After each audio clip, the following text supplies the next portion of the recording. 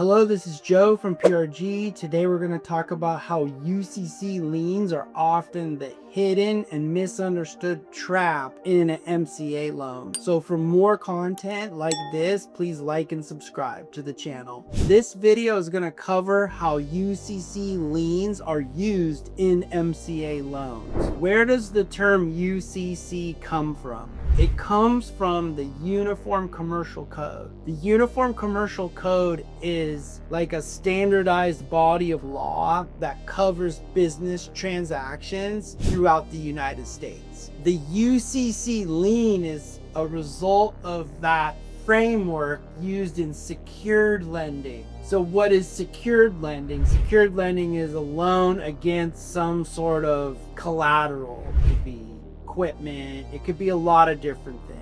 So in simple terms, the application of a UCC lien isn't just the lien itself. It's the combination of that loan with the lien, which is basically a UCC financing statement that gets recorded and tells the world that the creditor has rights to whatever the collateral is. And the collateral, again, could be a lot of different things, typically business assets. For the purposes of this video, we're not going to discuss all the ins and outs and legalities of the Uniform Commercial Code. That's not what we're going to discuss. What I want to discuss is I want to help business owners understand the practical realities of what the UCC lien does in the event that you fall behind on an MCA loan. What can it trigger? What risks are there? What trapdoors are there? How can your business be impacted? How can your cash flow be impacted? What danger are you basically stepping into, so that as you make business decisions out there, you really understand the true practical risks of your decisions. So in previous videos about MCA risks and dangers, we talked about the payment and the interest rate and how devastating it could be against your profit margins. And that is obviously a real risk. But the other hidden danger is the UCC lien itself. And typically the UCC lien is filed against all business assets, and most notably, it's filed against your future receivables. That's the risk that your future receivables can basically be called upon or intercepted. In other words, if you fall behind and if you can't make payments, which is very common in a very expensive lending situation where interest rates can be higher than 100% APRs, you run the risk of your creditor reaching out to your client and basically saying, I own that cash flow, redirect it to me. So just think about how catastrophic that can be for you to be able to run your business. Maybe you need to make payroll. Maybe you need to pay for really critical materials. Maybe you need to pay for inventory just to stay afloat, just to keep operating. And the creditor who lent you an excessively high interest rate loan is now basically intercepting your lifeblood, your cash flow. That's the real risk. That's the point of this video, to expose that practical risk. So before you go into one of these relationships with an MCA lender, in fact, you shouldn't even really be doing it at all, let's just be honest. But before you go into one of these relationships, take inventory of your own client mix, your own client portfolio, or your own source of funds portfolio. Because if you pledge your future receivables, and that's what a vast majority of MCA loans do, is you basically sell your future receivables. So before you do that, take an inventory of your own receivables.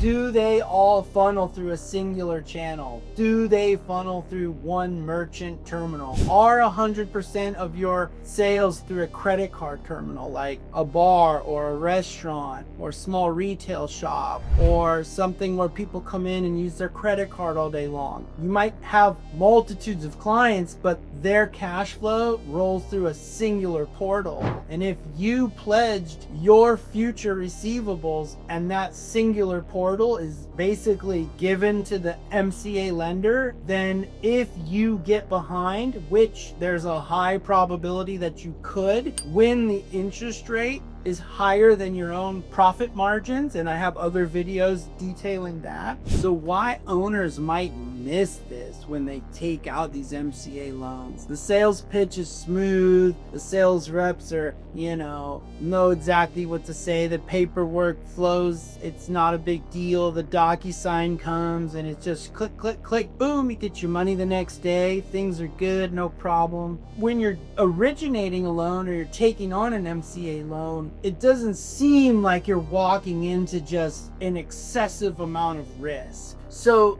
the sales pitch and the process seems very simple enough. And you might think that the maximum risk that you're taking on is just the heavy amount of payment or the heavy frequency of payment, the daily payment, the weekly payment. But the real risk is what happens when you can't make that payment, when you fall behind. Sure, there might be ways to talk to them and restructure and reorganize, but if you really get bent over the barrel, what happens? How are they going to remedy themselves, and how are you going to avoid catastrophic risk? So when you get behind the barrel, then what happens? How does enforcement show up? How does the creditor enforce their rights against you? So when they purchased your future receivables, you gave them the right to own those future receivables. Legally, they own it. So when you default on your agreement, they can send notice to the people that send you money, and they know who those people are, and they can say, hey, send that money to us and not to you, to the client. And they're adhering to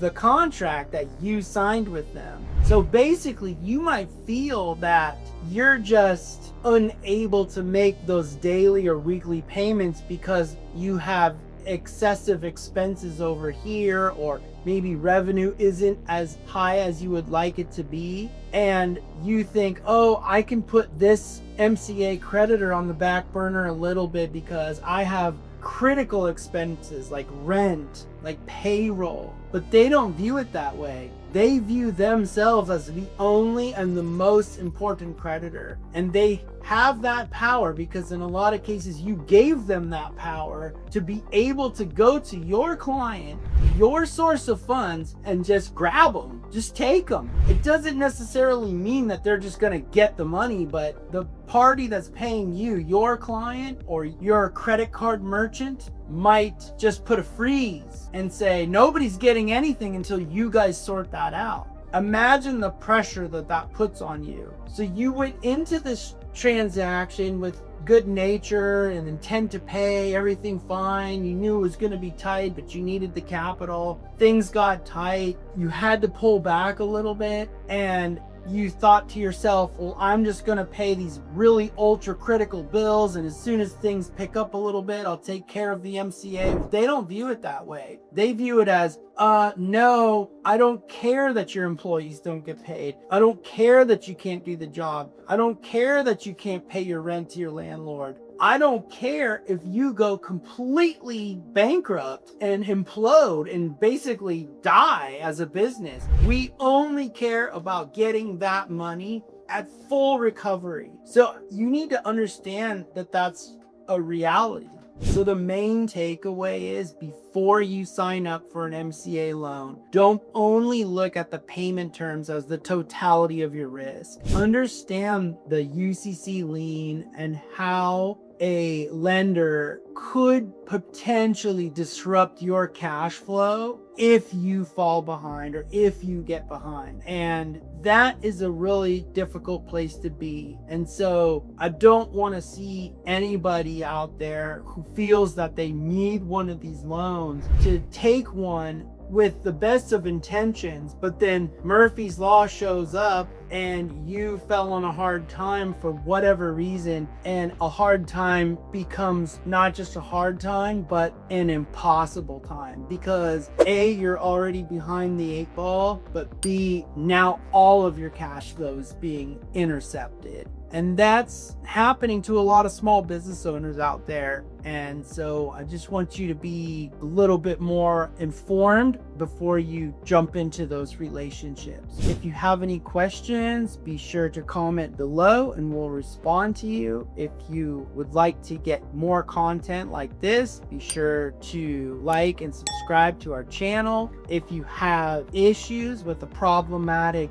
MCA loan for your small business or any other problematic loan situation and you're not quite sure what steps to take, we'd be happy to help you think through a potential solution, possibly help you do some settlement or negotiation work based on financials, and possibly restructure your way out of difficult situations.